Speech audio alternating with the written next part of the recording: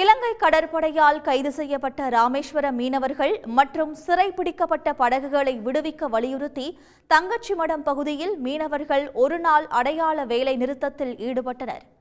ராமேஸ்வரம் மீன்பிடி துறைமுகத்திலிருந்து கடந்த 29ஆம் தேதி 2 விசைப்படகுகளில் 17 மீனவர்கள் கடலுக்கு மீன்பிடிக்க சென்றனர். அவர்களை எல்லை தாண்டி மீன்பிடித்ததாக கூறி இலங்கை கடற்படையினர் சிறைப்பிடித்தனர். அதேபோல் இலங்கை சிறையில் தமிழக மற்றும் புதுச்சேரியை சேர்ந்த 150க்கும் மேற்பட்ட மீனவர்கள் அடைக்கப்பட்டுள்ளனர்.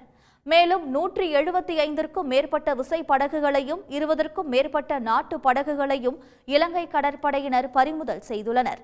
இந்நிலையில் இலங்கை சிறையில் உள்ள மீனவர்களையும் படகுகளையும் விடுவிக்க கோரி தங்கச்சிமடம் அனைத்து மீனவ சங்க கூட்டமைப்பு சார்பில் ஒருநாள் அடையாள வேலை நிறுத்தம் மற்றும் உண்ணாவிரத போராட்டம் நடைபெற்றது. 200க்கும் மேற்பட்ட மீனவர்களை இலங்கை கடற்படை கைது பண்ணி சிறையில் வச்சிருக்காங்க. 21 மீனவர்களுக்கு 6 மாதம் 1 வருடம் 2 வருடம் தண்டனை போட்டிருக்காங்க. 50க்கும் மேற்பட்ட மீனவர்களுக்கு 10 லட்சம் ரூபாய் முதல் 1.5 கோடி ரூபாய் வரை அபராதம் போட்டிருக்கிறாங்க.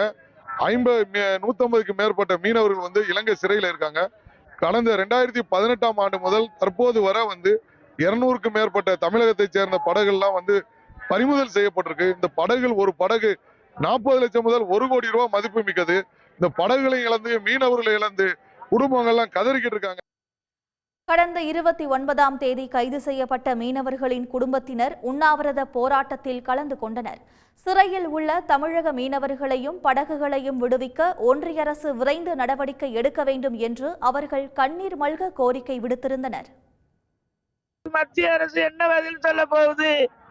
எங்களை ஏன் இந்த சித்திரவதைப்படுத்துறாங்க மீனவர்களை? நாங்க யாருக்கும் எதுவும் பண்ணலையா? வயிற்று பொழப்பு காண்டி போறோமையா மீன் பிடிக்க? வேற எதுவும் எங்களுக்கு வேணாம். பிள்ளைகளை படிக்க வைக்கணும், அதுக்கு சோத்துக்கு பார்க்கணும், பாலுக்கு பார்க்கணும், அதுகளை ஒரு படிப்புல முன்னேற்றம் தானியா போறோம். வேற எங்கேயும் நாங்க எந்த கொள்ளையும் அடிக்கல. வேணுக்கும்னே இந்த திட்டம் போட்டு செய்யுதையா மத்திய அரசு? திட்டம் போட்டு எங்களை வதைக்குதியா? திட்டம் போட்டு வதைக்குது. மத்திய மாநில அரசு தலையிட்டு என் பிள்ளையவும் என் பொருளையும் மீட்டு கொடுக்க இந்த மத்திய மாநில அரசுக்கு நான் கோரிக்கை வைக்கிறேயா. என் பிள்ளைகளையும் என் பொருளையும் மீட்டு கொடுக்க சொல்லுங்கய்யா.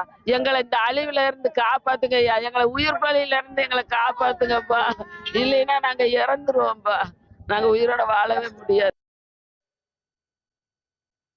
ஒன்றிய அரசு இலங்கை அரசுடன் பேச்சுவார்த்தை நடத்தி 40 ஆண்டு கால மீனவர்கள் பிரச்சினைக்கு தீர்வு காண வேண்டும் என்றும் மீனவர்கள் வலியுறுத்தியுள்ளனர். உடனுக்குடன் செய்திகளை தெரிந்து கொள்ள சன் நியூஸ் பெல் ஐகானை கிளிக் பண்ணுங்க.